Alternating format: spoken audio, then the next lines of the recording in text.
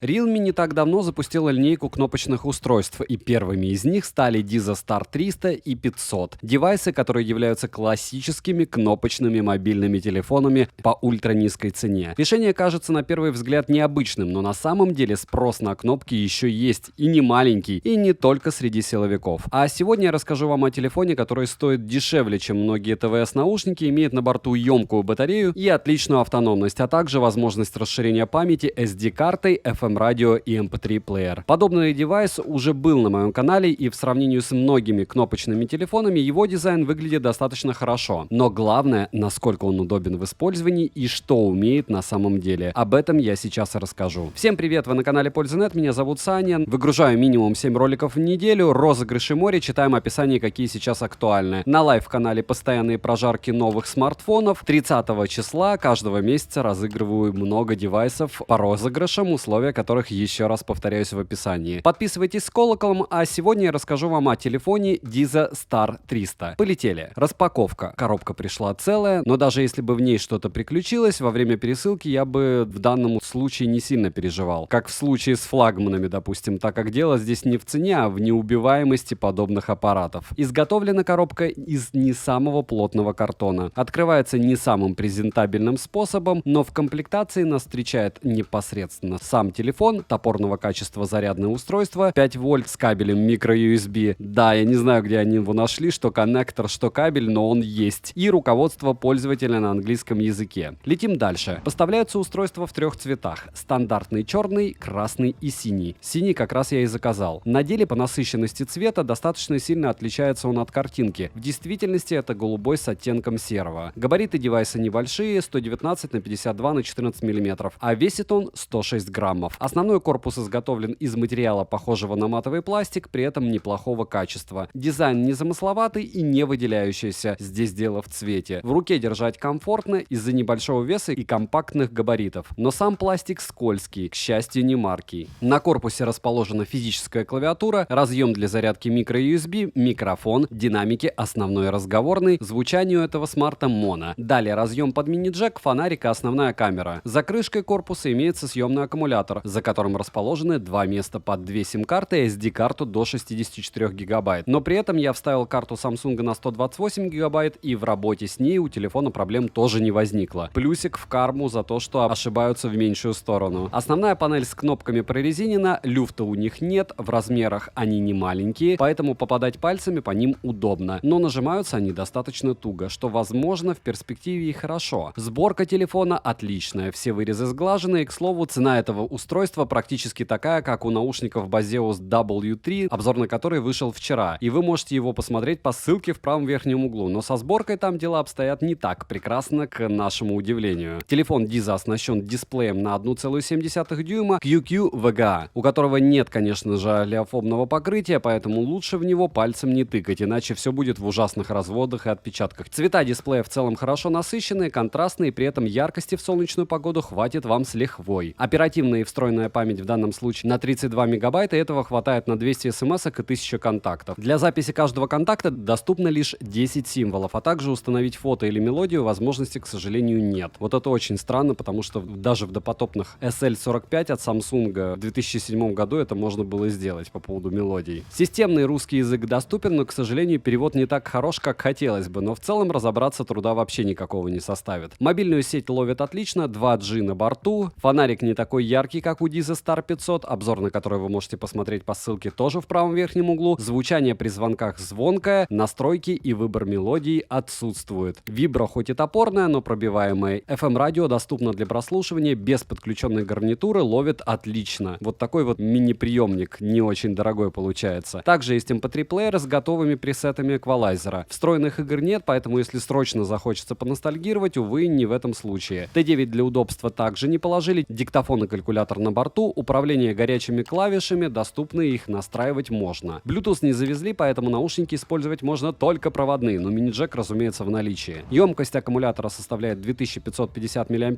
в режиме ожидания девайс протянет до 18 дней, в режиме звонилки живет до 23 часов. В использовании его в качестве радио плюс недолгие звонки на протяжении дня хватает его на 4,5 дня свободно. Заряжается с 0 до 50% за 3 часа, и если воспользоваться простой математикой, можно понять, что цикл заряда зарядки неимоверно долгий, поэтому подзаряжать его нужно ночью, пока в нем нет необходимости. В тыльной части есть основная камера на 0,3 мегапикселя, можно сказать, что это как затычка. Запись видео доступна в максимальном разрешении 240 на 320, максимальное разрешение для фото 480 на 640. Запись видео поддерживает только в формате 3GP. Конечно, от камеры ожидать вообще ничего не стоит, она здесь из разряда просто существует. Возможно, кому-то пригодится. Однозначно никаких видеопримеров вставлять не буду, фото можете посмотреть, но это так, чтобы посмеяться. Минусы: нет встроенного браузера, Wi-Fi, GPS, отсутствует T9 и мало настроек. Нет встроенных игр или каких-либо приложений. Разумеется, приложение установить нельзя. Цена данного устройства в районе $25. Если промокоды, посмотрите в моем телеграм-канале по ссылке в прикрепленном комментарии. Также в телеге, допустим, могли бы узнать, что вчера раздавали промокоды на 1400 рублей от 6000 рублей просто от Алишки. Я купил с 2 аккаунтов, притом очень даже этому рад, потому что получается просто скидка в 25% от чего угодно. Если у вас есть девайсы на 6000, либо вы могли на 6000 что-то скомпоновать, спокойно этим промокодом гасите 25% стоимости, практически 25%. Вот такая вот радость была. Надеюсь, еще не поздно. Купон данный действует до 16 числа. Будем считать, что это бонус перед тем, как вы подпишетесь на телегу, чтобы узнавать такие новости в первый же день. И точно брать подобные купоны, либо промокоды. Промики, кстати, живые тоже есть. Но это все лирика. Резюмируя, конечно же, в наше время смешно слышать о существовании подобных аппаратов. Но на деле ни один флагман или смартфон не стоял даже рядом с автономностью кнопочных телефонов. По большому счету он нужен для того, чтобы звонить, печатать смс и слушать радио. Притом смс, как вы понимаете, печатать редко. Или скачанную музыку слушать. И с этим он справляется на 100%. Так что хватит его надолго. Пишите в комментариях, какой последний раз вы держали кнопочный телефон в руках. Смотрели вы на Diza 500 обзор или нет. И вообще интересна ли вам подобная тема или не особо. Завтра будут проводные уши. Хорошие. Очередные хорошие. Рассказываю о проводах редко, но они всегда крутые. Подписывайтесь колоколом, ставьте лайк за труды. Не забывайте писать в комментах, что еще купить для обзора. Я всегда заряжен. Еще раз повторяю, что все мотороловские смартфоны я в итоге купил, потому что вы постоянно спрашиваете, а они, подлецы, выкатывают новинки на новых процессорах первыми. Притом в России они будут стоить ровно в 2 раза дороже относительно стартовой цены в Китае. Но вот так. Однозначно девайсу от меня да. Добра и удачи вам, дорогие друзья.